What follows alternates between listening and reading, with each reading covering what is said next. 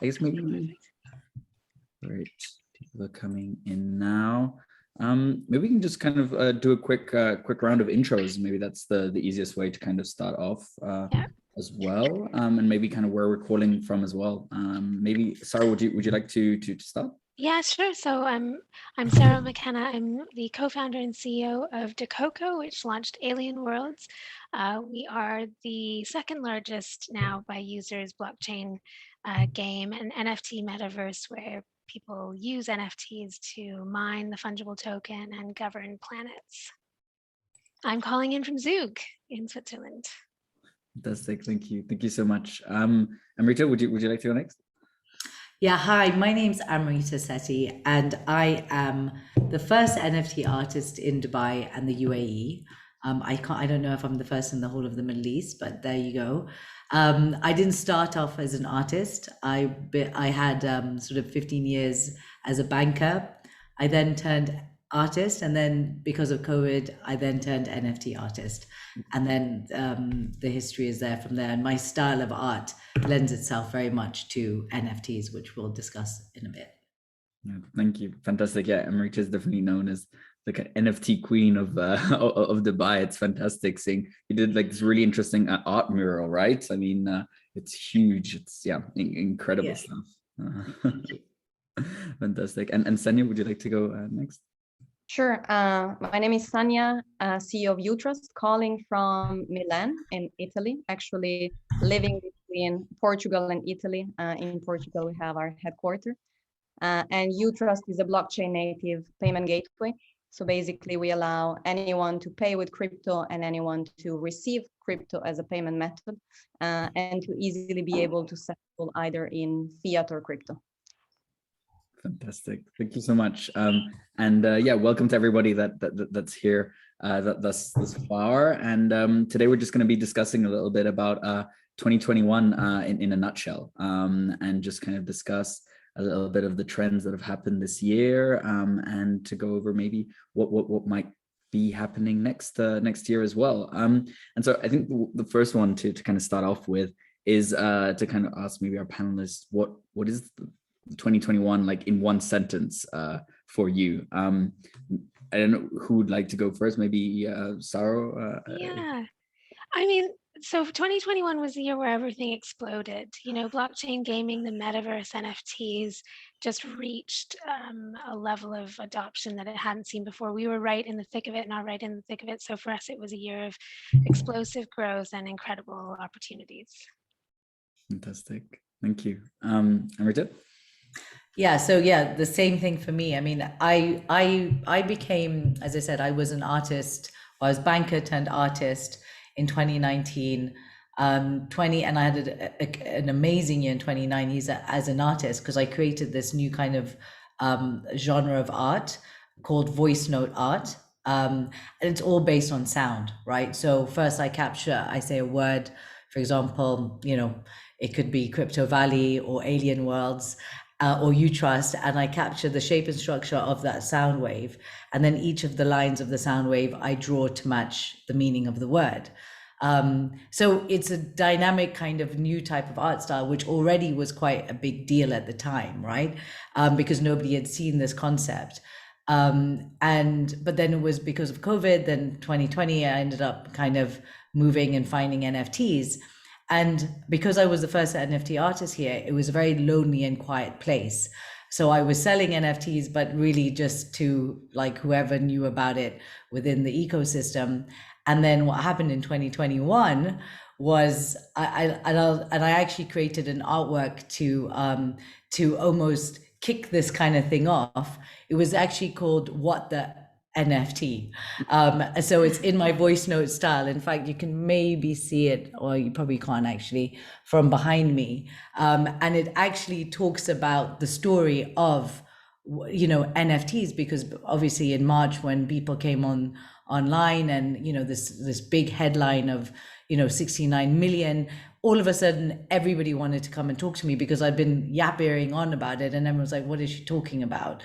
And so this What the NFT came out in March for me, and it's all about like telling stories, right? So I think what 2021 for me is about is It's about how a new narrative has been created, a new paradigm, a new story is being told. And within that story, there are new characters, there's new lands. So everything from, a crypto punk as a character to a bored ape, to new lands of Decentraland and Somnium Space or Alien Worlds. Like this is the time where we've written a new story that is now going to keep being told, basically. Thank you. That's a very, very interesting point. Sanya, what are your thoughts? Yeah. Oh, that's amazing, Amrita. I want that NFT. So, yeah, for us, obviously, I'm gonna have the lens on the payment side as well. I think 2021 was the year of the explosion of crypto payments. And if we look at the data from Chain Analysis, they estimate that in the last 12 months, there was an 800% increase in crypto payments transaction. However, what we see at Utrust is much higher. So we're talking about in the range of thousands. And that's driven by many different things that are shifting this year, and I believe will continue next year. So first, the kind of buyer persona, we call it buyer persona, but like the customer paying with crypto is kind of shifting as well. So in the beginning, we were talking merely about crypto enthusiasts or traders, investors, so people that by trading and investing made a lot of money. So for them, crypto was a way to like diversify their portfolio and invest in like higher valuable items like a car, real estate, etc. While now, of course, that's still like a big chunk of our payments, but really we're seeing a consolidation in crypto payments used for, companies paying their employees, freelancers getting paid with crypto. And we're not talking only about Bitcoin, Ethereum, and volatile currencies, but really a consolidation as well of stable coins to pay and get paid. And also a shift in behavior in like companies accepting crypto. So as well, like 2 years ago, all the companies coming to us, they wanted to accept crypto, but they wanted to settle in fiat because they didn't want to be exposed to crypto. What is it? I don't want to touch it. I don't want to have to deal with that. While now we're seeing a lot of companies actually wanting to settle in crypto payments because for them it's a way to emulate, Tesla or MicroStrategy and just put it in their treasury. So that's why we're actually launching very soon, next week, automated crypto settlements as a feature. So anyone will be able to automatically settle in crypto as well. And there are other things that we're developing for next year. But yeah, I think that's in a nutshell for 2021. Thank you. Thank you so much. I mean, in the institutional side of adoption, definitely been growing quite a lot. I mean, Amrita, we were talking about this actually in Dubai a few days ago. I mean, have you seen the institutional adoption of NFTs over this year? Yeah, I mean, absolutely. I find that I get contacted almost every week by a very big brand, and I like what I call brand from the physical world, and they are all coming to me saying, because, like tell us about NFTs and we want to do something for NFTs. And at the moment, they some of them have more of an idea, and then some of them are just like, like I just need to be in the NFT space, and tell me how to do it. But one very interesting use case that actually came out to fruition recently is I've just created a collection for Commercial Bank of Dubai, which is the first bank to have a first NFT collection in the UAE. So we created that, and then now I kind of introduce a lot of augmented reality into my work, which is one of the amazing things about NFTs that I think people aren't really, from an artistic perspective, don't really kind of fully value as what kind of creativity is being unlocked through NFTs. So, there you have a big institutional bank that's 52 years old, who's also seen as a bit of an old school bank, but now is seen to very much adopt like this very kind of digital revolution, being the first one to get into NFTs. And I find that when I speak to companies now, or big brands who want to get in, it's no longer just about, in the future, just like how you have a social media like in-house team, in the future, like you have a social media strategy for your company. In the future, or I think even now, it's almost like if your company doesn't have an NFT strategy, you're going to fall behind. And I think big companies are beginning to understand that. Wow. Yeah, fantastic. You definitely have a big fan in the audience here saying that your art is incredible. So yeah, definitely keep up the amazing work. And No, thank you so much. And so what are your thoughts on that side in terms of Alien Worlds kind of combining, right? The kind of the gaming play to earn with the NFT side. Have you seen any institutional adoption there at all? Yeah, absolutely. And, it's certainly the case that many large companies, many large brands are trying to grapple with this emerging way of interacting with their customers. I think that, the analogy to social media is really pertinent. So on the one hand, um, everything that blockchain technology has made possible is just a way to access customers in a way, for example, to showcase NFTs to them or any other message that you want to get through to your customers. But on the other hand, it's far more fundamental. It's actually a redrawing of the lines of who is a customer even and who even is the producer in a relationship where, in decentralized structures, in DAOs, for example, within metaverse economies, it's not always so clear cut, right? That one entity is always the producer and somebody else is the consumer. These roles can switch. You can have a DAO dropping NFTs to another DAO. You can have a group of people seeding land with NFTs or with fungible tokens as a marketing opportunity, as a way of onboarding people into their DAO, because the tokens are actually, have governance utility and have a reason why people want to own them then within the DAO, for example. So these, I think, are a lot more fundamental than blockchain technologies just being used as another way of getting the word out or spreading a particular story. It's actually creating new business models, and people who realize that and are beginning to understand the disruption that is starting to happen through, for example, the metaverse economy, but this extends into other areas of blockchain as well, I think are far more on the front foot than those even who are just understanding it to be a new marketing method. And then, of course, there's everyone else who doesn't even get that. So, there's many levels of being willing to engage with the disruptive nature of blockchain to existing business models. But I find that the companies that are really able to understand that they're going to have to start interacting with their customers in a way that's fundamentally different than how they did before, where their customers are also people who are producing into their system and, creating ideas, creating content, but also creating goods and services that they might be buying. That's, I think, really where the kind of next level of thinking is happening. Wow, yeah, fantastic. Thank you so much for those thoughts. It's crazy how in a year it's switched from kind of being skeptical to really just kind of accepting the technology and all the innovation around it. And I'd say further from that, this innovation is brought through those that work alongside us, our team members, our employees as well. And I think COVID has been tough for everyone in some sense, even though it's brought a lot of great things that as we've just mentioned, and you all operate teams in a decentralized, distributed manner all over the world. I mean, Sanya, maybe you can tell us a little bit more. As you mentioned, you're in Milan now, your headquarters are in Lisbon, and you have a team all over the world. I mean, how has it been working in a distributed team in 2021 compared to maybe even 2020, where working from home was cool, right? It was fun, and now I guess it is still. But how has that been in 2021? Yeah, I think what is happening with COVID and the pandemic is actually going to revolutionize the way we work remotely and the way all companies work. And actually, I'm not saying that we should always find the good in the pandemic, but if we look in the good things that we can extrapolate, I think it forced companies to think outside the box. And find tools and infrastructure to really allow people to collaborate and work remotely.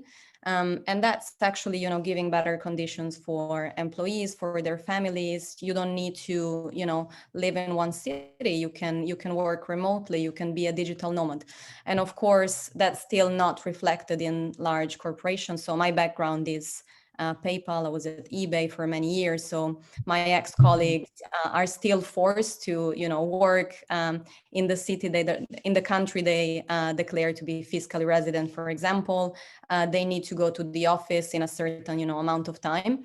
While I think, what we're seeing in Web3 is decentralization. So it doesn't really matter where you are. And we started onboarding team members in Turkey, in other parts of the world. And, as long as you hit your goals and you're clear on your objectives and you collaborate with others, it doesn't really matter like where you're going to work, from where, and in which time zone, and you can really be flexible with your time.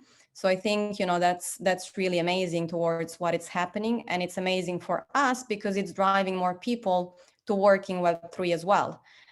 So not only to innovate, not only because the industry is amazing and there are many opportunities, but also because it offers you better working conditions. And I think what is happening this year towards last year, it's this year there is less fear. So people, I'm not saying people are used to the pandemic, but they can live with it. There is less fear attached, so we can manage.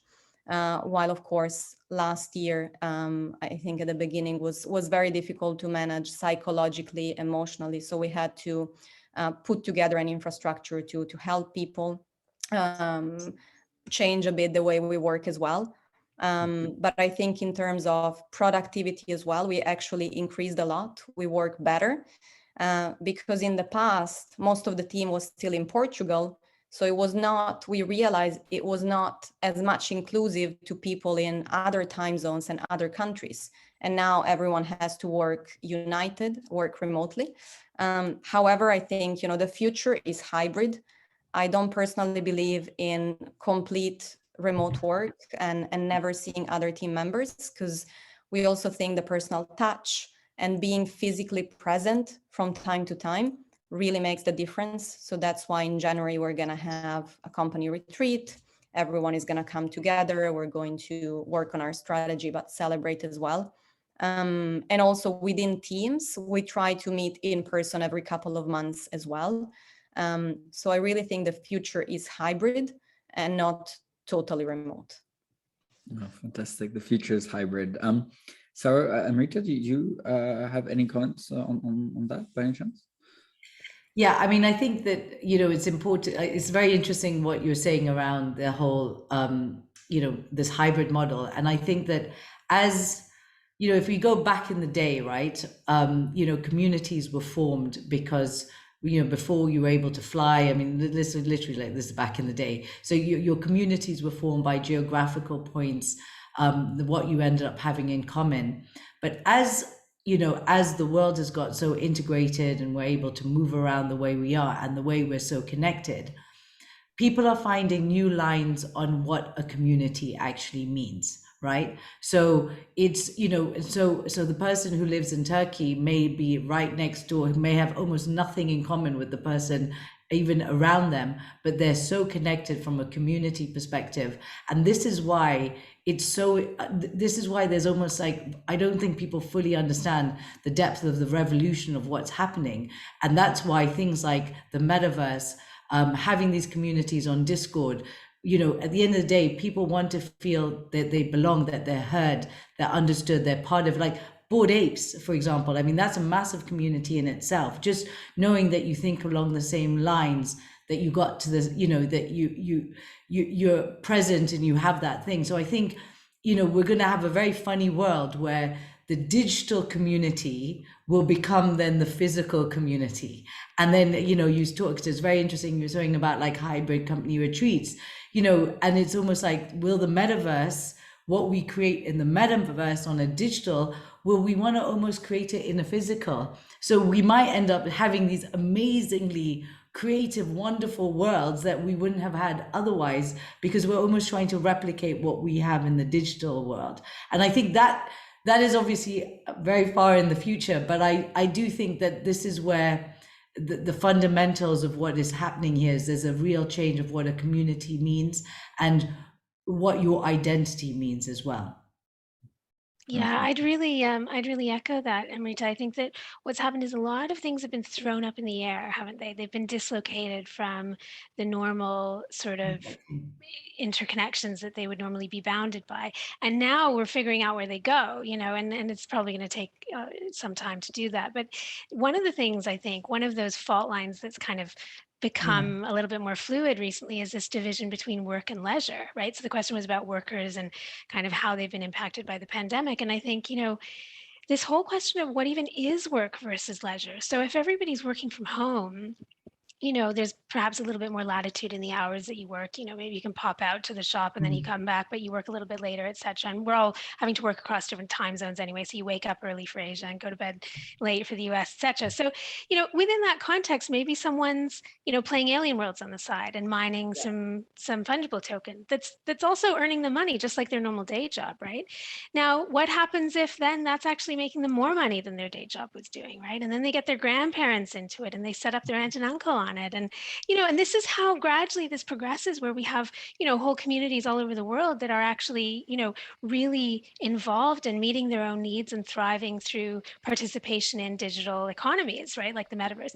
So but then on the other hand, they're also gaining leisure value from that, right? It's not just a work activity. And also increasingly, perhaps our work lives are places where we expect to find meaning and connection and so on. So these lines, I think, are becoming a little bit less sort of solid in the way that they would have been before. And exactly right, our sense of community, our sense of work, leisure, value, these things are all we're redefining where those are going to be. And I think the key takeaway for me, at least, is that means there's value being generated in areas of the economy that previously didn't have value associated with them. Yes. And so if you can find out where they are and be there, then it's it's a really good place to be. Absolutely. And just to add on that, because I think it's important what you were both of you were mentioning about community. I think, for the first time in history, your community on Telegram and Discord is actually part of the company as well, and they can own a piece of the company as well. And we can hire differently as well. So in the past, we would hire a headhunter, or a traditional company would go and do an executive search. And today you might hire someone just because that person is interacting with you on Telegram or on Twitter. So I think, community becomes even more, because it's not about the company and the employees. It's anyone who wants to interact with you and anyone who wants to participate. They can be part of the company. They can buy a piece of the company. They can own a piece of the company. They can work in the company. So I think it's amazing what we are assisting now. Yeah, absolutely. And I think, just to add a little bit more to that is that, it's the people who get it are getting it, right? Now, the question is how do you get the mainstream to get it a little bit more? And I think the problem is people like places like Discord, it's confusing. I mean, I'll be honest, it's taken me a while. It's taken me a minute to figure it out, right? And because I don't traditionally come from that world, so I kind of have a lot of empathy, I would say, for a lot of the mainstream, and I try to break it down for the way people can understand it, right? But I do think that the future needs to be, getting getting people to understand it, like even things like NFT, the word NFT or the words non-fungible token is enough to scare anybody off, right? And so what I've done recently is a lot of my work now comes with augmented reality. And what this augmented reality does is it literally just it can, you don't need to know what Telegram is, Discord is, this concept of the metaverse. You understand that there's a piece of art that once upon a time was just a stationary flat work of art, and now with a flick of the phone I now have, I've literally gone into a different dimension, into a different metaverse, into something else. And I think it's by showing people through experience. I think it's important that we bring these people on the journey, because otherwise, otherwise you're just kind of then creating almost like a niche community. And I think that's the challenge to have, is how do you get them alongside?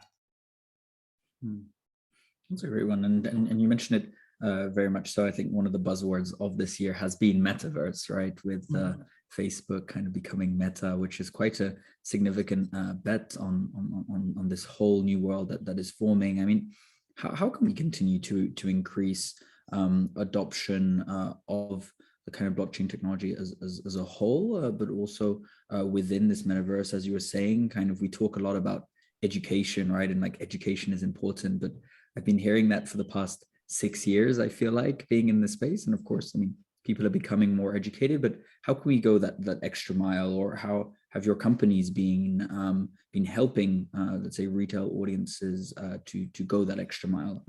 Maybe Sarah, you'd like to go first? Yeah, I mean, this was pretty much our reason for being, actually, was bringing crypto concepts, blockchain concepts to millions of people, which so far has happened, and we're, just so excited. So we started out life building DAOs, and we had products that allowed people to create their own DAO. And at that time, it was sort of our idea that people would turn their companies into DAOs or create sort of company structures around a DAO. We were also helping the government of Liberland to sort of create a domiciliation structure for that, into their micronation, so that you could have a sort of end-to-end corporate structure that way.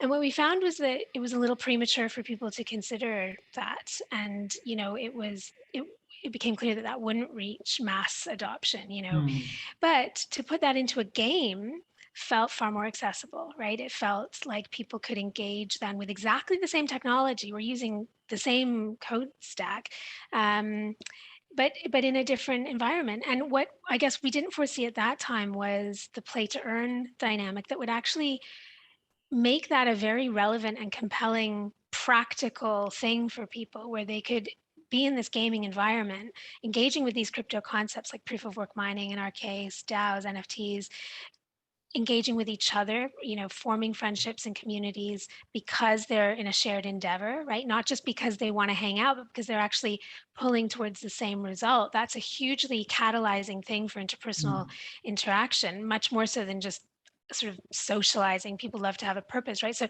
these have all been things that have been part of their experience, but that was made possible by it being in a game, but also by having real world incentives. So this, I think, has been, in terms of educating people about crypto, I personally think that, gaming has, and we've, I think, seen that through 2021, is that this is one of the incredible applications, but bearing in mind that I don't see the metaverse as just, so the metaverse includes games, our metaverse includes games, but it includes a lot else. People are coming together to write fiction and lore, to create art, music.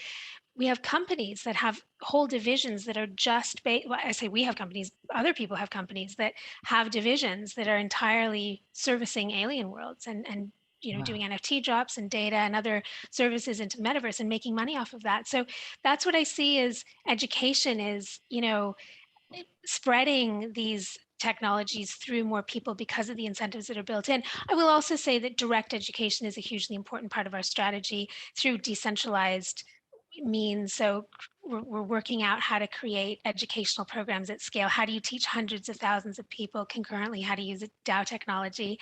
Super exciting to be in the position of even needing to do that we have all these hundreds of thousands of people wanting to learn about this technology. And that's, this is what's happening with crypto, is we are reaching a larger audience. We were the first step ever to exceed, 100,000 users, 1 million users, and so on. And we want to use that to teach people about decentralization.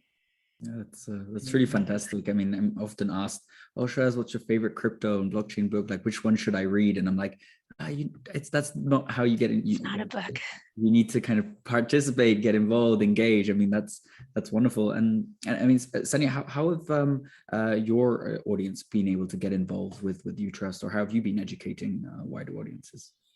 Yeah, we were actually born with the mission of democratizing crypto payments because we saw a huge problem in how traditional payments are handling e-commerce and payments, especially for merchants. Because if you think about a traditional payment gateway or using bank wires, a merchant can end up paying between a minimum of 3% to more than 11% on each single transaction. And that's simply not acceptable. So what we do is we use the power of blockchain to disintermediate traditional players like banks, like payment processors, and really have an efficient payment from point A to B, from the buyer to the seller, and really cutting those costs up to 90%. I think I would consider, three main points that we as companies in Web3 need to work on. The first is UX UI, and we've been laser focused on that because we cannot expect from, a person walking on the street, not knowing about crypto and Web3 to just, enter and simply use payments or buying an NFT or buying a crypto, because it's still very difficult to do that, let's be honest. So what we are doing within UTrust is we make it very simple for anyone, any merchant, to really adopt our solution. We are offering our integration with a major technological plugins like Magento, WooCommerce. So you can really go onto the marketplace, install the plugin in less than 5 minutes and have the solution ready. You don't need to know anything about blockchain or crypto. It's really easy. And that's what we should be doing in the industry, making it really easy for people to use the technology, because in the end, it doesn't really matter what technology you're using. What it matters is that it's simple to use and that's efficient. I think then the second issue in the marketplace as a whole is like this tone that mainstream media is still like giving to crypto. And we need to change that. So why are they always picking the negative side of that? Like, for example, El Salvador and Bitcoin, like everyone is saying, they're crazy, why they're doing that. But what they don't know is that 70%, 70, people in Salvador are underbanked or unbanked. They don't have access to traditional banking. So this is solving a real problem. And, most of people in El Salvador, they're so poor that they need to work in other countries and send money back home through remittances. But they're paying a lot of money to do that. But no one is talking about that. No one is talking about the good side of what, even governments and companies are doing, but are always picking on speculation and volatility.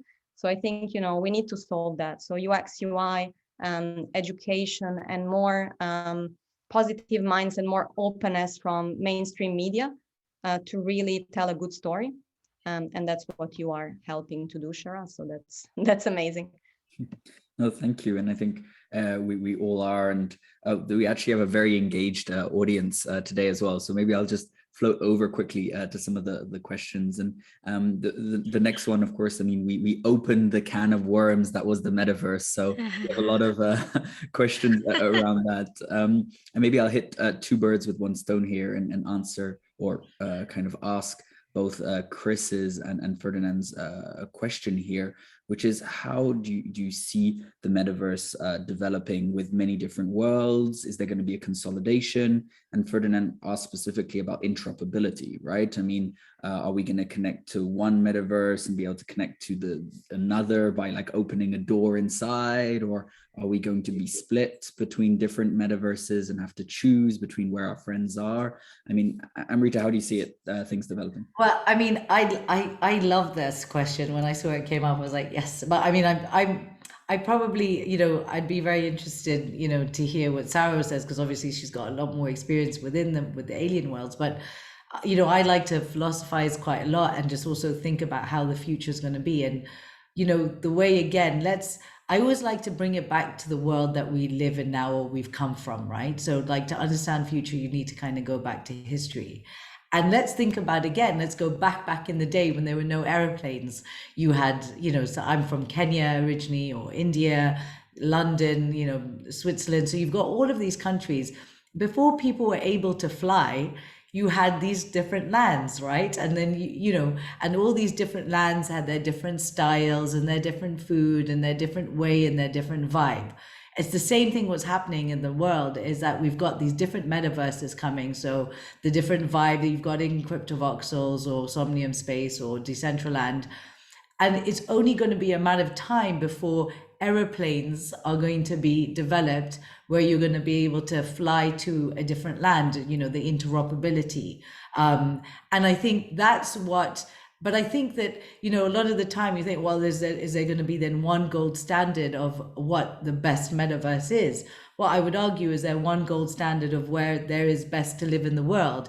There'll always be somebody who will prefer, even like if it's freezing cold in in like Switzerland or London, they'd still prefer to live there. Or, you know, some people still prefer to live by the beach in Dubai.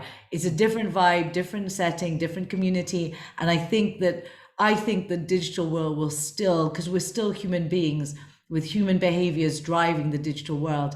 And I don't see why that would change too much. But, you know, who knows what's going to happen? Oh, Yeah, I love that analogy to kind of communities and countries and culture, essentially, is what you're describing. Um, so currently, you know, the divisions between metaverse spaces are dictated by technology, right? So you have, I mean, in our case, for example, we're a metaverse constructed on 3 different blockchains, and the functionality that we can put on the different chains is different because of the code base that those chains run, the costs of doing transactions, and so on. So you just can't encode certain types of interrelationships that lend themselves to certain types of games, in our case, for example, onto every single chain. Now, that's going to change over time. You know, we're very, very early in blockchain technology, and so the power and the types of applications that you can run on different chains will, you know, evolve enormously. And so yes, the sort of the reason for needing to locate certain things on different chains changes. Now, the history of what each of those chains has and the types of people that are on them won't change as quickly, right? Because people are more sticky. And so I think there will still be a distinction between the types of communities that have kind of coalesced around different chains, different projects, etc. And you know, that's part of the fun of it, isn't it? Is how you can entice people over and create interoperability, both technically but also in a human sense. Yeah. I don't actually sort of subscribe to the notion of the metaverse as primarily a sort of environment in the sort of spatial sense. So, you know, an AR or VR build out of a metaverse in which you walk around and are therefore bounded by the actual environment that's been built out in that, you know, in AR and VR in that particular project. I think that the metaverse describes economic or technical interrelationships between people that are running on chain. And those can then be represented, and they are represented through user interfaces, right? Currently, many of the user interfaces are actually still 2D, and they are now being built out into AR and VR, but those skins will change over time. What remains is the blockchain construction of the metaverses that allows for, you know, people to interact in different ways as DAOs, with NFTs, with fungible tokens, any, you know, lots of different types of blockchain objects are placed within that metaverse, but the build out of it is something that changes over time. And so in that sense, as long as there's blockchain interoperability, there's metaversal interoperability. That to me is the primary descriptor of what a metaverse is at the chain level. And therefore, you know, as we see greater and greater technical interoperability, we'll see metaverses with fewer walls in that sense. Although in the historical and cultural sense, there will still be, you know, different projects will have had a different community that built them and will have different, you know, ways of interacting in different culture. And I actually think that's a really good thing. That's part of, you know, as Amrita said, who we are as human beings. And that's part of why we want to be in these environments, is because of the sense of community.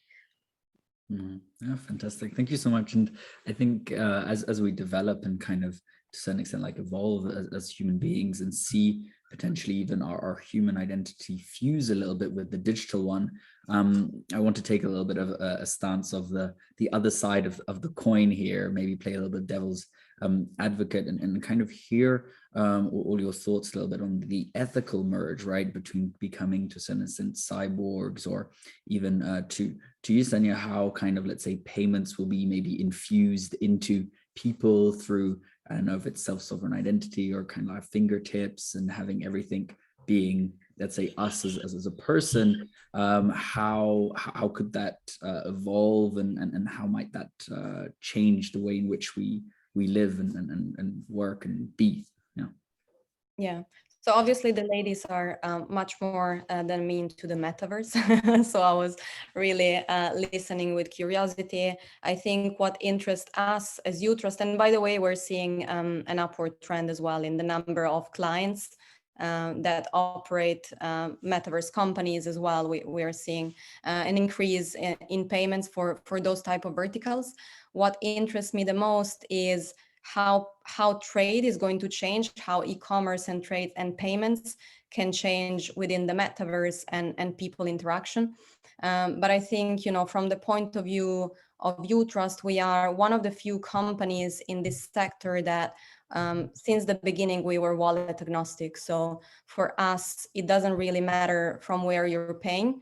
Everyone needs to be able to pay with cryptocurrencies, and therefore, differently from what some of our competitors are doing, we enable all the wallets in the market. We also have our own technology, our own consumer wallet, but we are not locking people to use it predominantly. So we want to leave the marketplace open. And for us, it really doesn't matter if, the originated wallet, it really doesn't matter the technology, it really doesn't matter if you're paying in the metaverse. What matters is really that everyone is able to pay in a simple way and in an efficient way.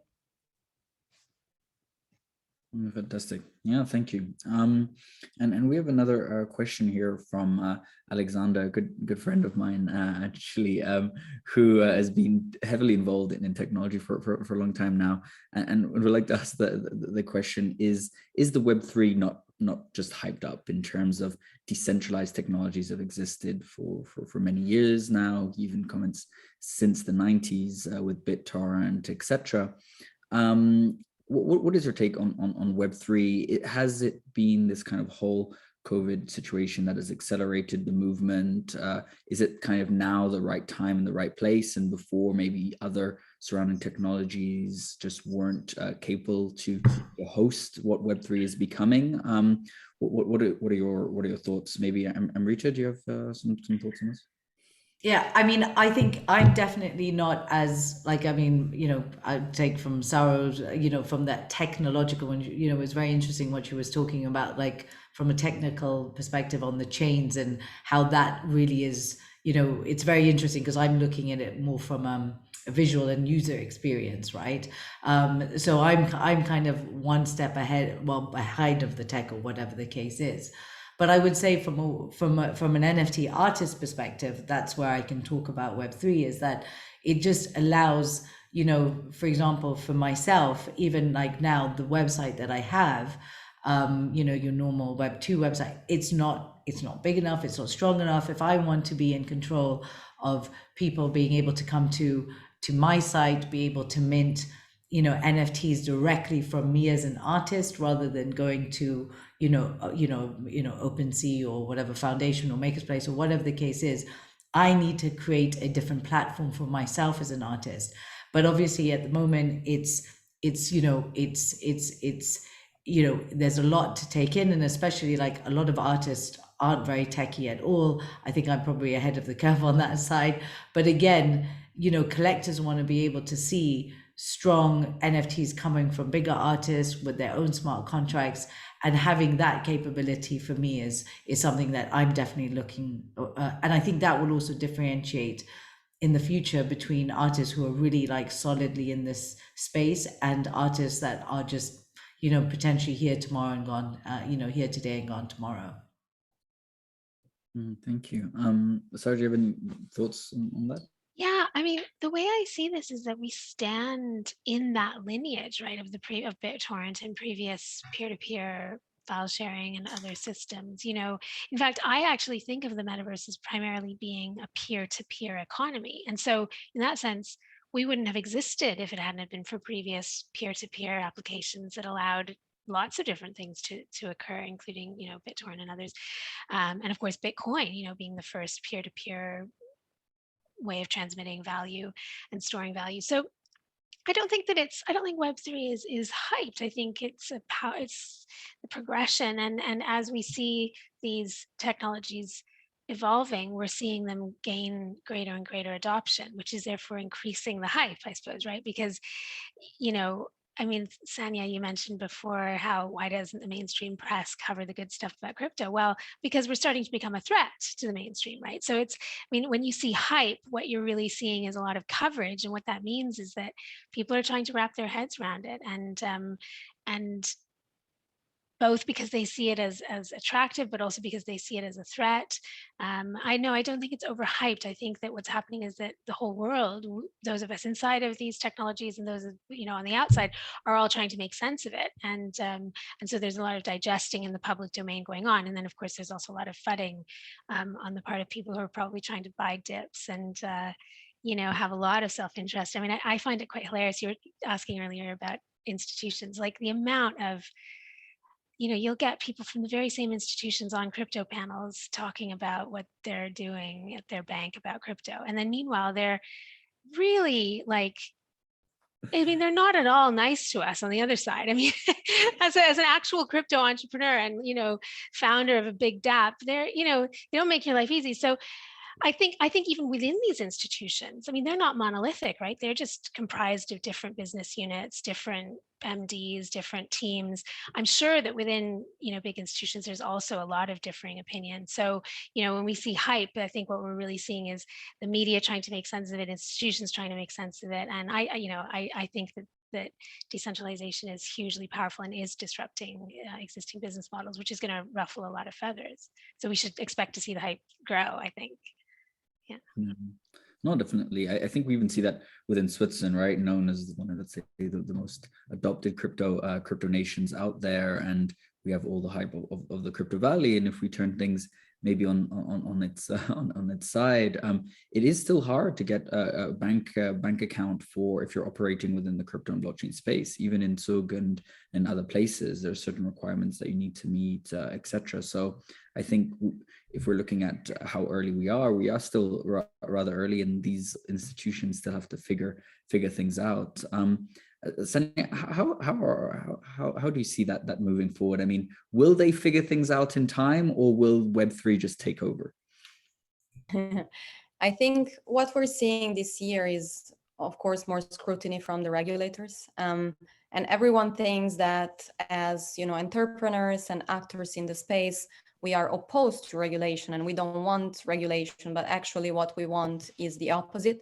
So we want to collaborate with them, not only regulators, but traditional institutions and companies, to bring more clarity in the space, because that's what's going to bring mass adoption. And one of the things, for example, that we're noticing now is, yes, on one side, there is a higher demand from companies to settle in cryptocurrency payments, because they want to emulate large companies like Tesla. They want to diversify their treasury management. They want to have this opportunity. However, in their country, they don't even know how to treat the asset, and their tax advisor doesn't even know what to tell them. So we really need, regulators collaborating on this and making it easier for people to pay with crypto, but for companies as well to accept crypto payments. As Utrust as well, we are looking into partners. There are several very good companies across the globe that are providing tax solutions, not only for accounting, but for sellers to manage their treasury with crypto, to making it a bit easier. But I think the key component is, in the European Union where we operate, it would be amazing to have an umbrella guidance. So whatever is true in one country, the other country can do as well. Because right now it's really difficult. And for example, we are not still operating in the US because of this reason, because compliance and regulators are making it not efficient at all. So today what we would need to do is we would need to go state by state and basically acquire a license in each single state to operate. And that's not feasible. And really, I think, innovation cannot be stopped. So of course, can shut down innovation or Web3, we come to a point where, the market hit $3 trillion in market cap a few months ago. So it's not something that can be stopped. But what I foresee is for the next few years, we're gonna be fighting probably with regulators. We're gonna be under scrutiny, and we need to collaborate, and we need to provide better frameworks, because that's what is going to bring more adoption on the buyer side and on the seller side. I've heard that the European Union regulators do they're feeling a bit self-conscious that they haven't really had any unicorns in this last cycle. They've, so many unicorns out of the US and California in particular, and other countries in the world, but really hardly any out of Europe. And, they do need to think about competitiveness and ensuring that frameworks that they bring in are well thought through so as to incentivize the right type of activity, because otherwise what you end up with is you might have great regulation but not a lot happening, and in certain areas and with certain technology, and that's not really a recipe for a happy population and employment. And I mean, youth unemployment in some countries in Europe is so high, and these are exactly the same people who would be adopting these technologies, could be crypto entrepreneurs, could be creating, learning how to code if these things were a little bit more in their environment, and things that they were hearing about, and thought to themselves, if that's something that I could do, that happens through word of mouth and through something being in your community. So I think that's really important. Yeah, and I think that's a kind of good way also to talk about, I'm originally brought up in Kenya, right? So I'm of Indian origin, and recently I did a voice note art around Africa blockchain, right? And it's amazing because I grew up in Kenya, where they've now got this M-Pesa, which is, it's obviously not on the blockchain, but it's that instant cash, and that's been a very successful kind of adoption. And you're seeing it so much in Africa, where that it's just kind of leapfrogging out of this kind of the unbanked.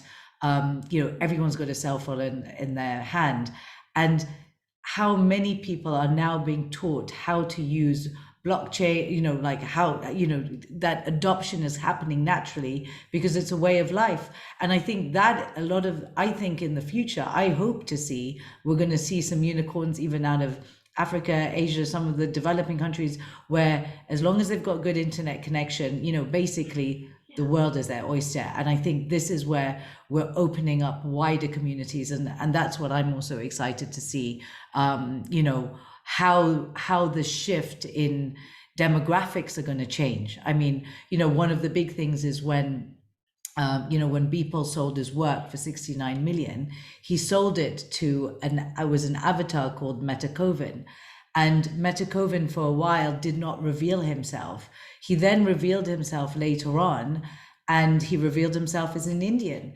And, and this is it, because, it also starts to change this concept of identity, opening up different demographics, and almost changing the economic landscape. And one of his main things, what he said, is that I wanted to show that, a billionaire or multimillionaire or people that are coming out of the space that are doing very well are no longer, lack of a better word, pale and stale kind of thing.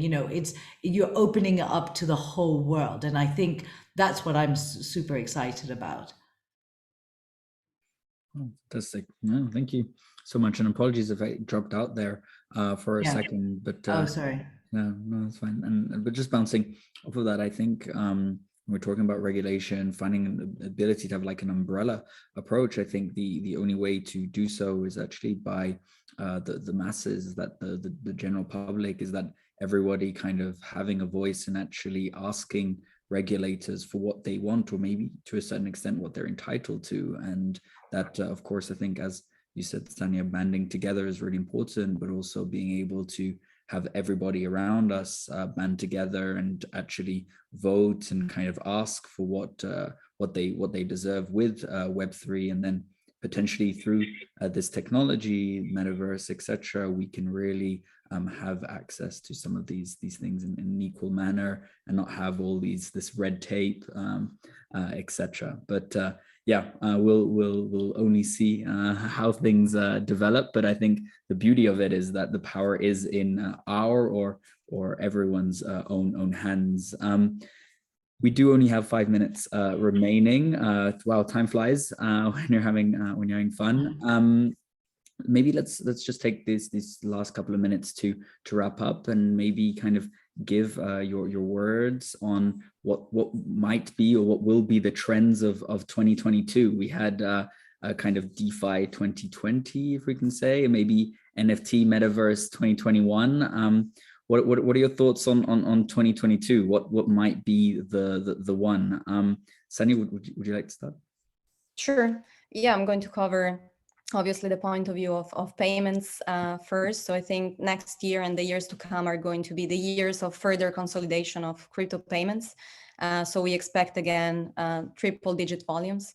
And also there are amazing things happening with merging traditional players like MasterCard, like Visa, like PayPal and Square, who already introduced this year or expanded crypto payment options for either individuals or institutions, and that's only going to grow within next year and the years to come. And of course, financial institutions as well, from JP Morgan to Morgan Stanley, to virtually every major financial institution right now globally began offering crypto services to both individuals and companies. So I believe 2022 will be a consolidation and further growth of this trend. And also within payments, my expectation is that stablecoin payments will grow more rapidly than more volatile crypto payments like Bitcoin and so forth. And this will really help further drive mass adoption because stable coins are a more viable way to pay to non-experts of crypto noobs that also feel more comfortable, and that's going to rapidly drive mass adoption as well. Thank you so much. Sarah, what are your thoughts?